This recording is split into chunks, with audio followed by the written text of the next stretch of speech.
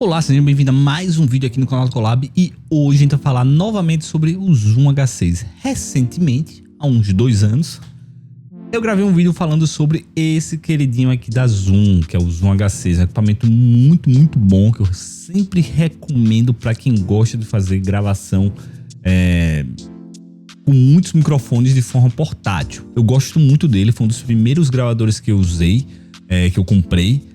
Usei ele durante alguns anos já. Hoje em dia ainda uso muito para gravação, apesar mesmo tendo a Rodecaster Pro 2, eu ainda uso ele muito para gravação de cliente, né? Porque acho ele uma ferramenta incrível, até por um ano dele que é de 2012, vale a pena até hoje. E aí eu gravei esse vídeo há 2 anos atrás, que é um vídeo não muito técnico, eu falo os pontos positivos, negativos, o que é que eu gostei, o que é que eu não recomendo e tal. E eu prometi que ia gravar um vídeo passando sobre os menus, mostrando com detalhes, sendo um pouquinho mais técnico, né? Sobre todas as funcionalidades que esse gravador tem. E esse dia chegou. Finalmente eu gravei aqui alguma coisa sobre isso. Mas antes de a gente começar aqui esse overview sobre o menu, eu queria avisar que se você estiver precisando de uma consultoria para montar seu estúdio de podcast, para montar seu estúdio de videoaula, para fazer suas gravações, eu posso oferecer essa consultoria para você. Os contatos estão aqui na descrição. Ou se você quiser também, você pode falar comigo lá naquela outra rede lá de foto e vídeo curto lá, que eu vou deixar aqui na tela, o arroba. Entre em contato lá comigo, entre no direct e a gente acerta um horário, acerta valores, tudo certinho. Para que eu possa oferecer a melhor consultoria para você, tirar todas as suas dúvidas, fazer com que seu projeto vá para frente. Bom, e é isso aí, pessoal. Vamos lá pro menu, quero mostrar muita coisa para vocês. Daí. Bom, vamos lá, né? E aí você deve estar vendo aqui na tela o Zoom H6, ou pelo menos parte dele aqui, né? E eu quero mostrar para vocês primeiro como é que liga o equipamento e quanto tempo demora para ligar. Para ligar é muito simples, ele tem um botão aqui do lado que a gente pressiona para baixo um pouquinho, solta e ele começa a ligar. Você vê que ele processou um pouquinho aí, coisa de 4, 5 segundos, e ele já ligou. Aqui, ele já está pronto para usar. E o que a gente tem de informação aqui de modo geral? Primeiramente, a gente tem aqui embaixo, ó, quanto tempo tem de... Primeiro, a gente tem aqui embaixo qual é o formato do arquivo que ele está gravando, né?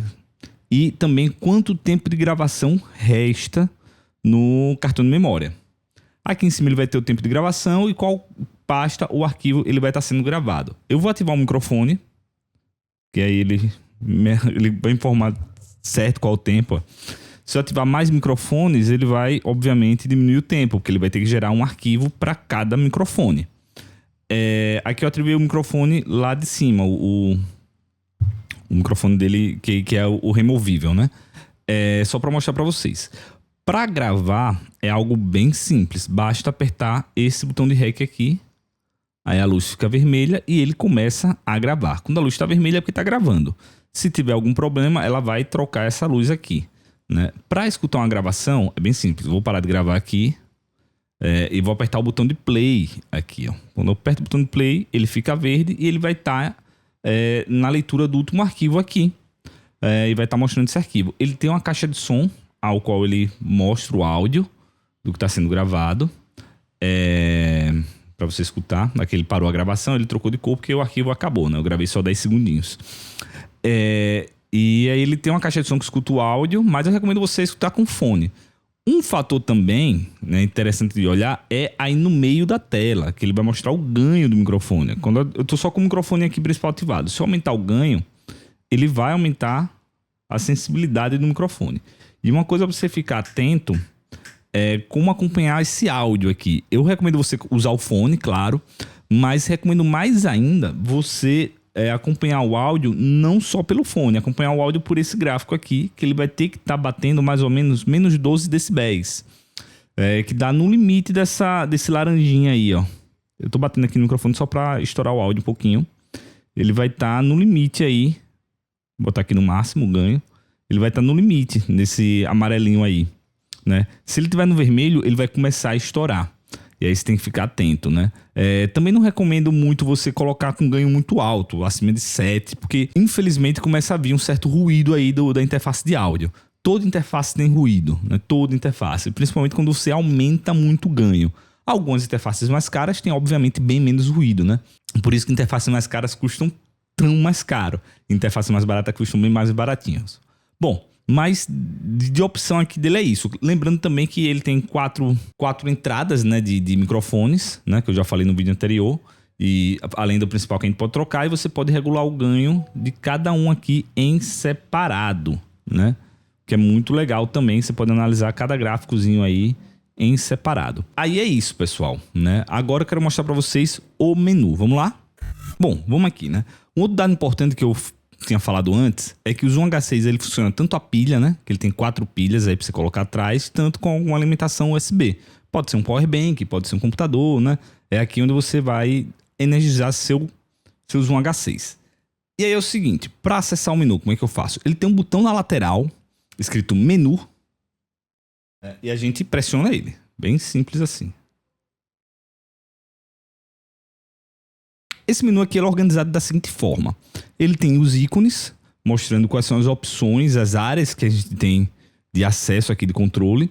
E dentro dos ícones tem as opções. A primeira é o ícone da pasta, onde ele mostra os folders, né, as pastas, em que ele organiza os arquivos dele. E de que forma ele coloca? Ele coloca 10 pastas, folder 1, folder 2, folder 3, folder 4, né, até o 10. E aí ele coloca cada arquivo nesse folder. Como é que ele tenta fazer isso? Qual é a lógica que ele vai tentar fazer? Ele vai pegar assim, vamos supor que você tem um projeto com cliente 1. Aí você bota cliente 1, os arquivos grava no cliente 1. Arquivo, aí você tem outro cliente que é cliente 2. Aí você pode botar os arquivos do cliente 2 na pasta cliente, na pasta folder 2. Como é que eu faço no meu dia a dia, para ser sincero? Eu gravo aí no folder 1, termino a minha gravação, pego e organizo no computador. Na prática fica assim, eu nem mexo muito aqui nisso, para ser sincero, mas é bom saber que ele tem essa organização, porque vai que você precisa andar com esse gravador por muito tempo e não tem onde alocar os arquivos do cartão de memória, aí ele já vai ficar organizado para que você não esqueça, sabe, de quem é cada arquivo, né, de qual cliente é cada arquivo. Segunda opção que a gente tem são as opções. Espera aí que ele é um pouco sensível, eu estou numa posição não tão cômoda aqui. Mas a segunda opção que ele tem é a parte de inputs e outputs. E aí, quais são as opções que ele vai ter aqui? A primeira que ele vai ter, eu vou tentar descrever cada um aqui. Deixa eu ver se eu pego na posição mais confortável aqui para mim. A primeira opção que ele vai ter é o Low Cut. O que é que o Low Cut faz por natureza? O Low Cut ele vai cortar as frequências mais baixas. Que frequências são essas? Normalmente vão ser frequências de ar-condicionado, de pequenos ruídos, coisas assim, que na gravação a gente normalmente já vai querer eliminar. A depender do ambiente que você está gravando, você já pode cortar direto na gravação, direto na fonte, né, ao invés de ter que cortar depois um software de edição. Andrei, você usa o Low Cut? Depende. Se eu estiver num lugar que tenha um ar-condicionado com barulho muito alto, normalmente eu gravo. Agora, ultimamente, eu faço esse recorte já no software de edição. Para mim é mais prático, porque eu já vou editar o áudio lá mesmo, já aplico o Low Cut lá. Mas se você precisar, essa opção tem aqui no gravador. E aí, para mostrar aqui o Low Cut com mais detalhe, é o seguinte, ó. Você pode escolher tanto para cada microfone individual ou para o microfone principal. E aí, entrando aqui na opção, você pode escolher qual frequência você quer eliminar do Low Cut, né? Ele vai até 237 Hz. E a menor dele é de 80. Normalmente na edição eu corto 80. Já funciona para mim. Para voltar aqui a opção, aperta menu novamente, ele vai voltar. A segunda opção é a parte de compressão e limite, né? Andrei, você pode falar um pouco mais sobre isso? É o seguinte, vamos abrir aqui, ó. Também escolhe o microfone. E você escolhe o tipo de compressão que ele quer. Ah, Andrei, eu vou trabalhar mais só com vocal. Você bota aqui vocal. Agora, o que é compressão? Ele vai comprimir as bandas graves e as bandas agudas para deixar tudo ainda um som mais comprimido, né? Deixar esses tons mais próximos, digamos assim, né? Normalmente, na pós-produção, eu faço essa compressão no áudio para não deixar, tipo, o tom grave muito diferente do tom... o tom mais alto, perdão, não muito distante do tom mais baixo, né? Para que pareça um negócio mais, uma voz mais normalizada. E o limite é o seguinte: quando alguém exceder esse tom, né, falar muito alto, tal, com voz muito estridente, ele vai colocar um limite para tentar fazer com que o som não fique estourado, né? Normalmente eu deixo desativado, faço, como eu falei, eu faço na pós-produção, mas você pode ter a opção de fazer aqui. E isso é muito legal, você ter as opções, né? Tanto fazer aqui, quero fazer depois no computador, porque eu acho melhor, beleza, você tem as opções aqui. Próxima opção, vamos voltar aqui.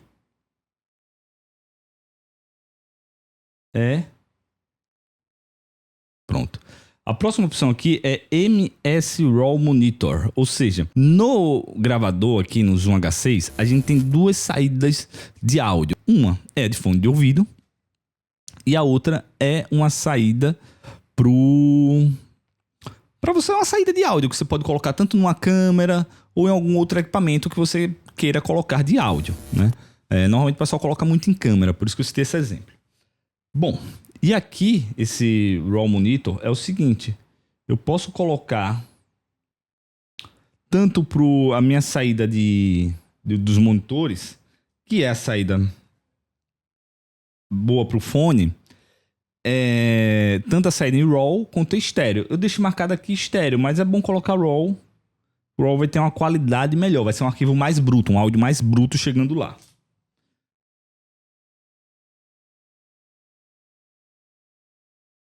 A próxima opção é o Phantom Power. O Phantom Power é nada mais nada menos que uma carga extra que você vai colocar nas saídas dos microfones para uma carga extra de energia, né? Para você colocar nos microfones, porque alguns microfones, os microfones condensadores, lembrando que existe microfone dinâmico e condensador, o dinâmico não precisa de Phantom Power, o condensador precisa de Phantom Power, ele precisa dessa carga extra de energia para poder trabalhar de forma mais completa, né?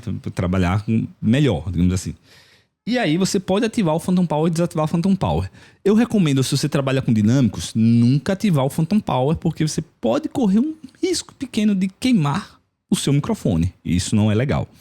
Mas microfones condensadores eles vão pedir. E aí é o seguinte, ó, quando eu acesso a opção aqui, pode botar ligar e desligar e a voltagem aqui que eu quero do meu Phantom Power, que pode variar de 12 volts até 48 volts. Mas normalmente, ó, eu deixo ele desligado e você pode também selecionar qual microfone você quer ativar o Phantom Power. Se eu botar aqui no microfone, vai estar tudo desativado.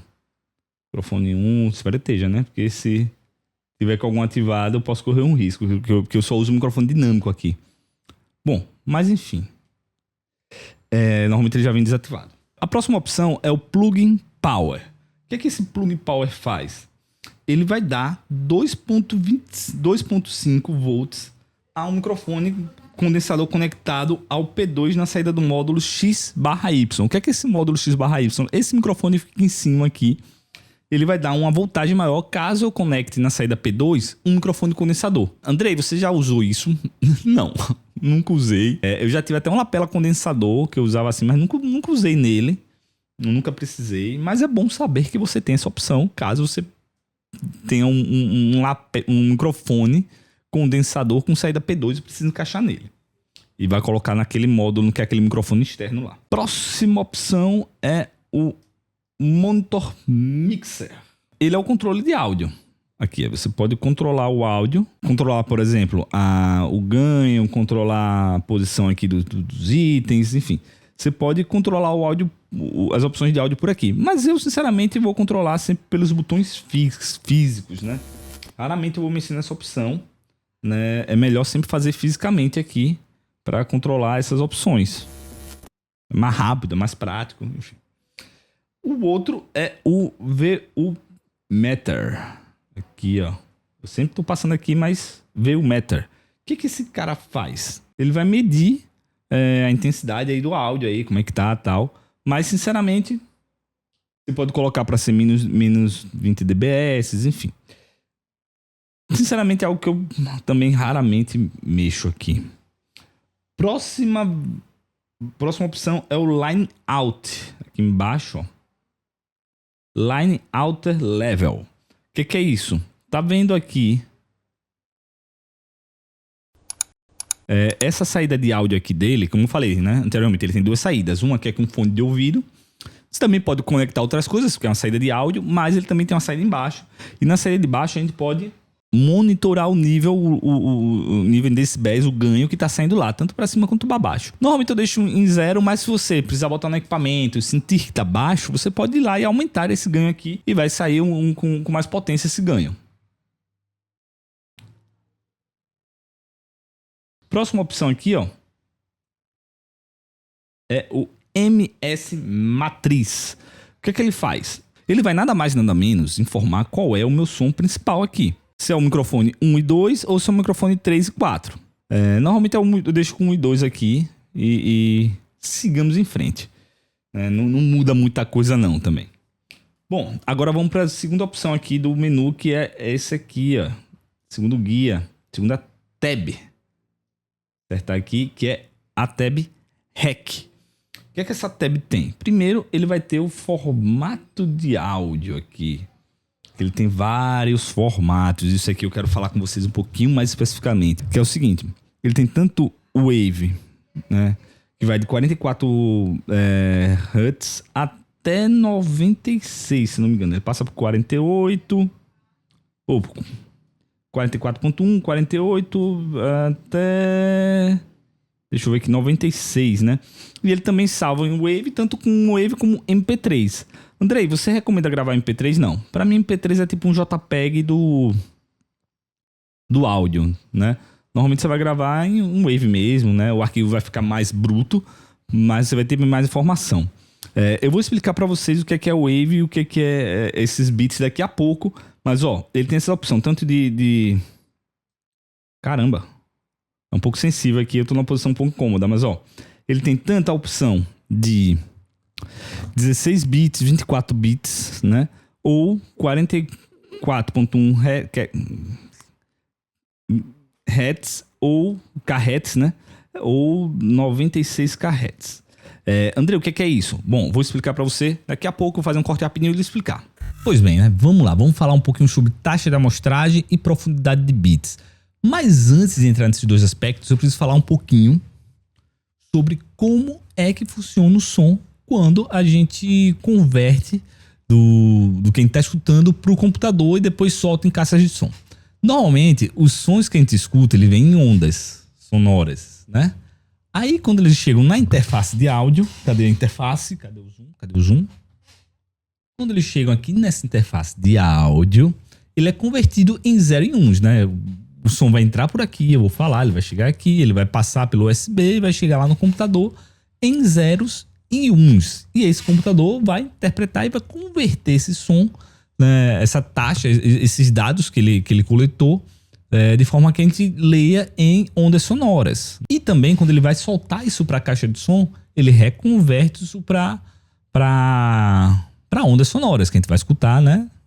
Em ondas sonoras. A gente não é uma máquina para escutar para ler 0 e 1, né? A gente vai escutar aqui o som analógico. Tendo esse conceito em mente, quando a interface pega o som analógico e converte em 0 e 1, ela vai agrupar isso, vai organizar isso em taxas de amostragens, profundidade de bits, certo? E aí o que é cada um? A taxa de amostragem, digamos assim, eu queria falar que eu sou um pouco leigo, talvez tenha alguém mais especialista em som que fala, André, você tá meio equivocado e tal, então... Se você tiver, coloca aí nos comentários. Mas eu acredito, pelo que eu estudei, que é basicamente... sabe a onda que vem? A taxa de amostragem, ela tenta pegar aquilo para replicar aquele timbre de forma mais precisa possível. Então, quanto maior o valor, mais próximo do original vai estar aquela taxa, aquele timbre, né? Aquela taxa de amostragem, mais próxima da onda analógica original. E aí tem um porém, quando a gente escuta de uma variação sonora que vai de 20 Hz a 20 kHz. E as ondas nos equipamentos sonoros, elas vêm entre 41 kHz até 41 kHz, até 44 kHz, até 48 kHz, até 96 kHz. Basicamente são essas as configurações que tem no Zoom. Pode ter outros equipamentos que tem até mais, mas o do Zoom varia nesses valores. E aí tu deve estar se perguntando, Andrei, se a gente escuta de 20 Hz até 20 kHz, por que diabo a gente vai gravar em 44 kHz? A gente vai gravar na frequência que a gente não escuta. Porque quanto mais informação a gente vai ter da onda, mais próximo do timbre original a gente vai estar pegando. Mais detalhe dessa onda vai estar lá, ela vai estar com mais dados ali nessa onda. A gente vai pegar tanto a parte de cima quanto a parte de baixo. Por isso que muita gente convenciona em usar o dobro. Se a gente escuta até 20, vai até 41, a gente escuta 21 alguma coisa, 20 alguma coisinha, se eu não me engano. Ele vai pegar até 41 ali, vai dar uma arredondada e vai usar aquela amostragem E aí eu vou repetir novamente. Quanto mais dados, mais próximo do time original vai ter.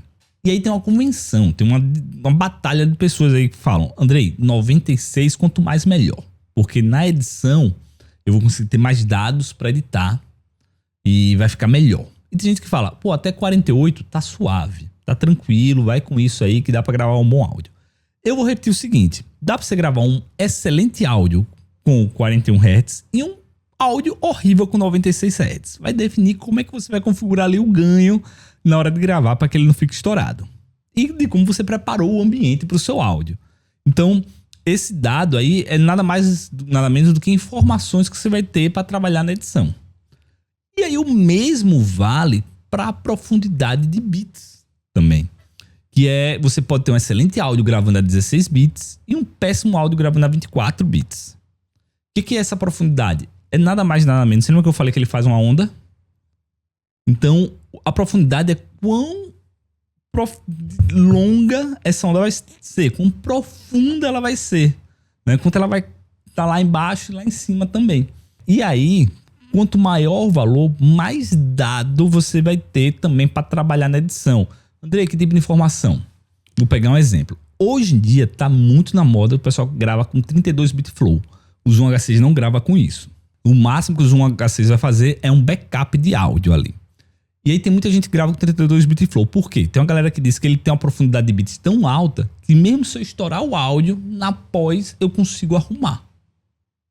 E isso aí é legal. Isso é um negócio tentador, né? A 24 bits você não tem isso, mas você já tem uma amplitude legal para trabalhar o som na edição, para trocar tom, para pegar muita informação e deixar a sua pós-produção da melhor forma que você pode fazer. 16 bits dá para você gravar um áudio muito bom, mas você não vai ter essa variação tão grande de arquivo para trabalhar na pós-produção. Mas pode ser que só na gravação você já grave um negócio muito bom. E aí, qual é a principal diferença disso também, que é um fator que você tem que gravar, tem que pensar, né? É o tamanho que fica o arquivo final. Quanto mais informação eu tô gravando, se eu botar 96 kHz com 24 bits, o arquivo vai ficar muito grande. E aí pode ser que o armazenamento aqui não fique muito legal. Se você vai gravar só um canal de áudio, beleza. Mas o pessoal que grava música, grava muitos canais. Aí o projeto começa a ficar realmente pesado. Então assim, independente dos valores que você colocar, o áudio pode ficar bom ou ruim. O que vai mudar são possibilidades de trabalho na pós-produção. Agora, eu coloco no meu a 24 bits, 48 kHz. É a configuração que eu deixo no Zoom e eu acho que é o suficiente para gravar bons áudios. Espero que você tenha entendido. Qualquer dúvida, coloca aí nos comentários, certo? Vamos lá voltar para o vídeo. Terminada essa explicação, vamos continuar aqui navegando pelo menu. A próxima opção que ele tem aqui é o Auto Rec. André, o que é esse Auto Rec? É o seguinte, sabe quando você vai gravar um evento ou alguma coisa e você tá com um gravador distante de você e você precisa que ele conecte automaticamente ao sentir algum barulho? É nessa função Auto Rec que você vai conectar. Vamos supor que você tá botou o microfone na mesa e foi gravar. E aí você tá no casamento. Quando a música toca, você precisa gravar o áudio. Ele vai sentir que a música tocou porque ele vai detectar através de um nível de ganho aqui, ó. Ele vai detectar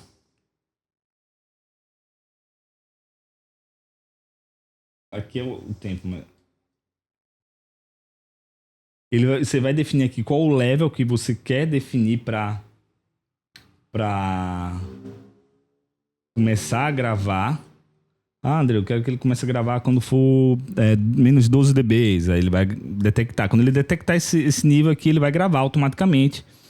E quando ele não detectar mais esse nível, ele também pode parar de gravar automaticamente. Basicamente essa é a função Auto Rec aqui. Andrei, você usa isso? Não, normalmente não. Deixo desabilitado, porque normalmente eu não gravo em lugares que eu preciso dessa função.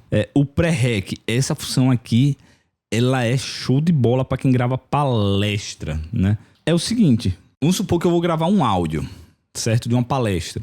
E aí o palestrante começou a falar alguma coisa e eu não tinha apertado o botão de Rec.